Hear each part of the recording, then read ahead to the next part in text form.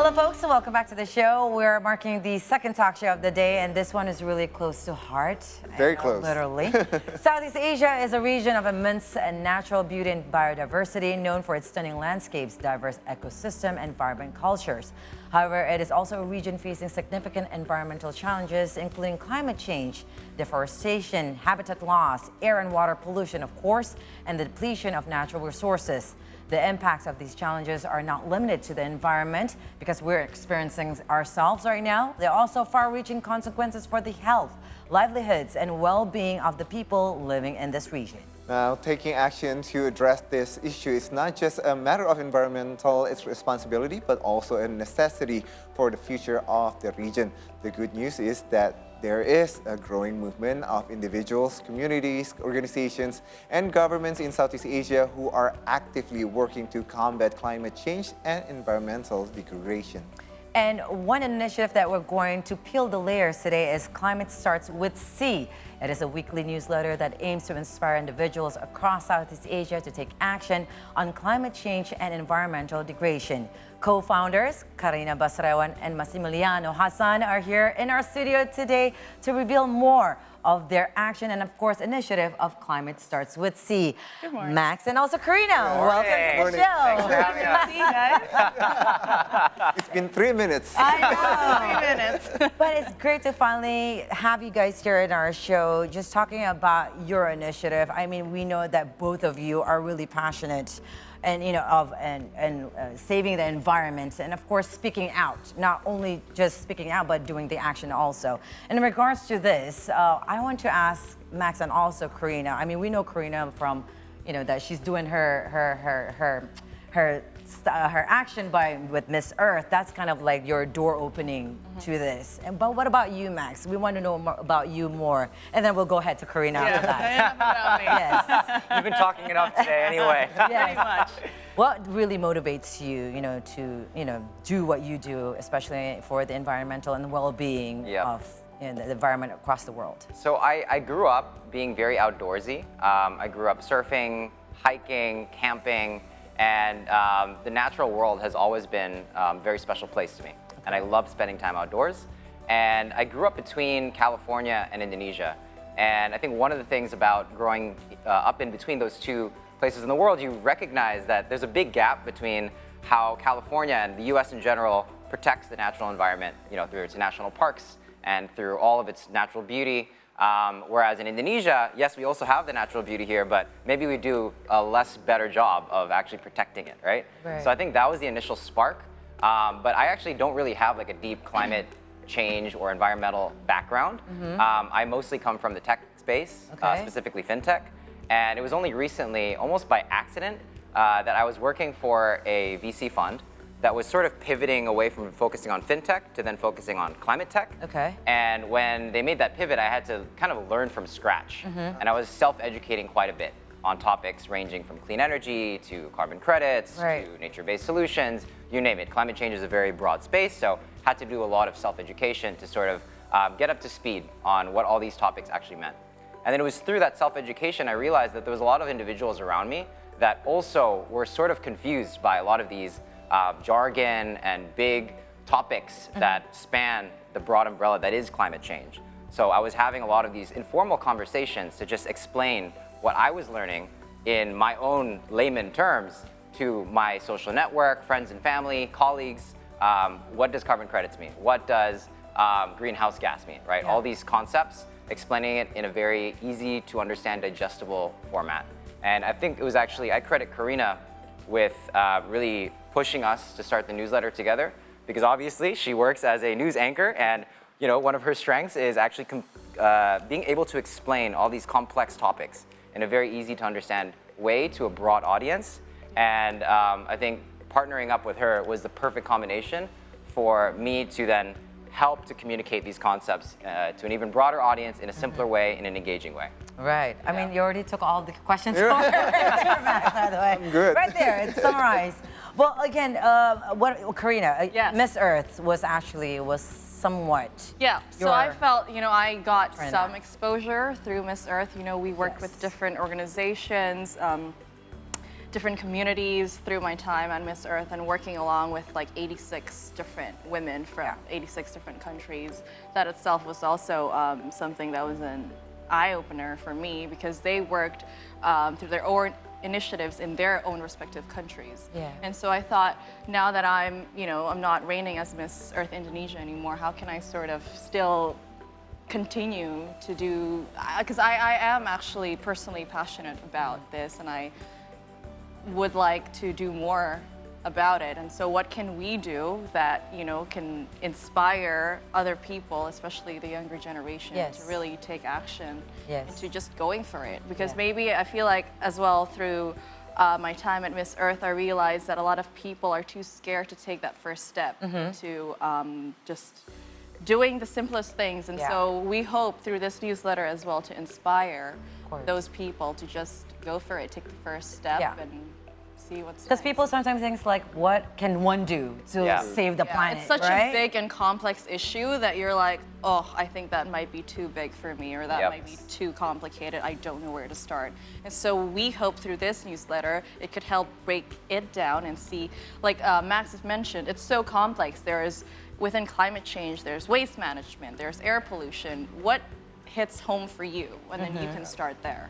I have so many questions I want to ask about the VC. I want to talk about money. But You're seeing this from a business mindset. because it's interesting, like it's true, like it's the winter for funding, like nobody's funding. But it was interesting you mentioned the VCs right now pivoting from fintech to. But before we go all that, can you guys explain to us first what is the climate? Climate start with C. Like Yeah. what is it, and like so people who is not familiar can understand better what you guys doing.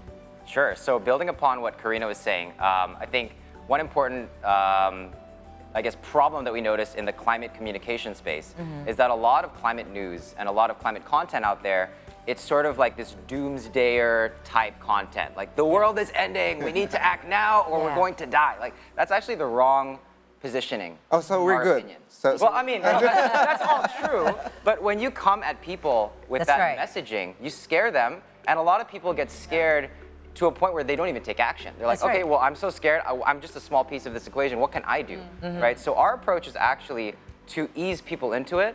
So we start every newsletter actually with Yeah. like very lighthearted jokes and puns. That's right. And we tried to get people comfortable in the beginning, and then we Yes. explain the context. And we could explain the context in a very easy to digest way. Yeah. Lots of visuals, charts, graphics, Yes. infographis, Emojis. highlighting, lots of emojis. Because that's I love it. I that's love how it. millennials and Gen I Zs communicate know. these days, is That's with right. lots of emojis. So you pepper in the emojis. That's right. Then we highlight some good news and bad news across the region. That's right. And then we highlight a change maker in the space. Could be a founder, could be an activist, policymaker, investor. Yes. Who basically needs to be an expert in the space. And we interview them and allow them to explain what they're doing specifically on that particular problem. So for example, in the very first issue of our newsletter, we picked air pollution. And the reason we picked air pollution was because 2 months ago, if you remember, I mean, you're probably also reporting quite a bit on air pollution. Of course. It was such a big topic in Jakarta and Southeast Asia more broadly, where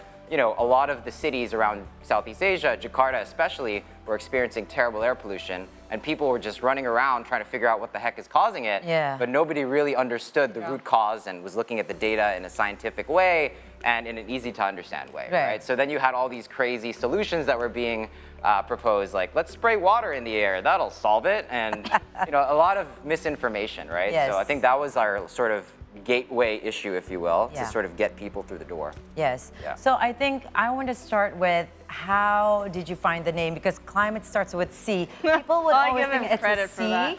but it's SEA because Yeah. we know that the biggest or the largest mass in this planet is water, is the sea. Yep. So I was thinking the sea, but C could also translate the abbreviation of Southeast, You right? got it, yeah. Southeast Asia. So I was I'm inspired by C today. Oh my God, it was very smart. I love how it's very cheeky that way. And again, I was actually reading your newsletter, the last one in regards to biodiversity in Panda. I love the jokes in it. And that's what I was telling Karina. If you read the newsletter, sometimes when you see the datas, their format is just confusing, or like I'm like only a Very condensed. Exactly, it's right. too It's like much 1/4 of the to way take. I'm Yeah. like, okay, I really don't understand the term. drinks and whatnot. But you guys are making just, relatable, and it's just very easy to, digest, and people would be That's just so what very. we were aiming That's the for. goal. Yeah. Right. And again, one of it, I think you started with nafas. I think I started, following your social media too, and I love how you put like the quotes, if it's okay, and like, leave your toxic relationship away, but not the air. But like, it was, Please correct me, Karina. it was leave your toxic relationship and get clean air with nafas. Yeah, Yes. that's right. So what is that? Like, how do you collaborate with all these organizations or, initiatives who is also want to tackle the same issue? Yeah, so again, our approach really is issue by issue. We break it down by subtopic of the climate umbrella, right? Right. So as you mentioned, the first issue is on air pollution. The last issue is on biodiversity. So we really want to deep dive on particular verticals and elevate the change makers that are the experts in the space to kind of guide that conversation about that particular topic area. Because Karina and I are not going to pretend like we're experts, because we're not experts. But our goal is to partner with these change makers and then basically use our platform as a voice for their organization to be better known, and also to inspire others. If somebody hears about, for example, the work that RJ is doing in e-waste. He was actually interviewed here. We interviewed him, I think, earlier this year, and I think when we interviewed him, he was 18 years old. Crazy. He started So an young. organization that sort of recycles e-waste when he was 11 years old. And so we sort of backtrack all the people, all the organizations that we've come across and go, okay, I think this person would be really good for our issue, this certain issue, and I think we should amplify what they're doing so people will know more about it, and maybe that'll inspire them to take action. Especially somebody like RJ, who started when he was 11 years old. I think he's living proof that, look, you don't have to be a climate PhD to solve these problems. You can actually start when you're in middle school. Yeah. Right. Start small, but start something that you're passionate about. And if you're passionate about it, then likelihood is that you'll actually stick with it longer. years It'll later, be sustainable. And he's still doing it. Yeah. It's amazing. That's why we wanted to highlight him in particular for that issue. So how are you guys engaged with all these, organizations or communities or initiators, just like RJ and whatnot? Friends based, or is it like you guys like approaching one by one? Hey, your network too. I mean, come on. Miss Earth over here. He's a very social person. I feel like too. every networking event so that he cute. goes to. Sorry. No, I mean, like when you were also in the VC space, you worked with a lot of different startups that were in the space as well that you sort of keep in touch with, that you became eventually friends, more than colleagues, I feel like, and acquaintances. And Yeah. you're really good at keeping those relationships. I mean, speak for yourself as well. You also have a pretty good network. So I think for now, it's been mostly personal network. Yeah. But as we grow and grow, we'd like to obviously touch the region, right? I think mostly it's been focused on Indonesia just by virtue of the fact that most of our networks are in Indonesia. But we definitely want to feature more change makers in Vietnam, Thailand, Philippines, Malaysia. Southeast Asia folks. Yeah, Southeast Asia more broadly, as the same thing as this new show, right? Yes. It's regional. So yeah, go ahead. Sorry, so I was wondering, so you started with the name C, which is Southeast Asia. Is there concerns like, are we doing, I mean, like, again, if you compare it to California or, but like, compared to India or compared somewhere in Africa, are we doing any better, or do we need to are we more concerned about anybody else, or like how is the region concerning about this climate change? Yeah, great question. So I think obviously climate change is such a complex topic that touches on so many different factors, and that's why region by region it really depends on what is the source of the emissions, what's the impact of the climate change, et cetera, right? So for example, in Southeast Asia, most of the carbon dioxide emissions are coming from land use and change, whereas if you look at Europe or the US, most of the carbon emissions are actually coming from the energy sector, right? And that's a pretty big difference when you actually look region by region, and that also means that each region has to have different policies that tackle those different impacts and different sources of climate change. Another, on the impact side, I think in Southeast Asia in particular, shouldn't be a surprise because we're sitting in Jakarta. One of the biggest issues is actually rising sea levels. Well, Jakarta, in fact, it's rising sea levels and also a sinking city, so you have like a net sort of sinkage of, I think, what is it, like 5 centimeters a year or something like that. So, each region has their own challenges and different sources of carbon emissions. So that's why I think it's important for us to think regionally. But then, of course, acting locally and getting inspired by other solutions that are happening across the globe as well. So again, you were touching base on policies because every country has different policy, and talking to all these, whether it is initiatives personally or maybe by companies or organization, they have a lot of initiatives and they want to tackle a lot of action. But in regards to the policy, we have to follow through what the Indonesian policy is. Yeah. What's your take on that? Both of your takes. So first and foremost, sitting in a developing country like Indonesia, we have to first recognize that Indonesia and other developing countries are actually not the primary source of climate change globally. It's actually the developed countries that are the primary source. And this has been a big sticking point throughout all of the COPs. COPs are the, I forgot the exact acronym stands for, but they're basically the big UN meetings where all the countries of the world come together and talk about climate change policy, That's right? right. And this has been a big sticking point because a lot of the developed countries, they don't want to recognize the fact that actually you're right, our historical emissions as we were industrializing and developing our economies is indeed like the primary source of all of these carbon emissions and the main source of the climate change. So there's a bit of the weird tension where the developed countries are telling developing countries to decarbonize. Developing countries are like, wait, we also have the right to develop our countries and be as have as much abundance and wealth as you do. That's right. So there's a bit of a tension there. There's also some countries using Indonesia as their manufacturer. Yeah, exactly, right? So it's a very convoluted issue. Everything's connected. And I think, one thing that I like that you guys actually just covered on the previous section before this is you're talking about countries like Japan, bilaterally helping Philippines, Germany, bilaterally helping Thailand. And I think we're starting to see more of that recognition from the global north, the so-called global north, the developed countries, supporting developing countries to make that sort of decarbonization, transition, energy transition, improving their land use, all these things. So you're starting to see that shift that's happening. But I think it's important to recognize that Indonesia still needs to rely on that, I think, to shift and can't do it on its own, right? Because this is obviously like a global problem. One thing that I keep coming back to, and maybe this is my background as an economist talking, is that everybody responds to incentives, right? So I think one of the most important things from the policy side is taking a pollutant like carbon or another greenhouse gas like methane or CFCs and actually putting a price on it. Because once you put a price on it and you regulate it as it is a pollutant, then that price becomes internalized to all the operations in the business space, in the public sector space, and then people start making decisions around that price. So I think that's probably one of the most important mechanisms for influencing behavior change is taking basically these pollutants and then internalizing it. Because right now they're basically kind of floating around without a price and people don't think about it.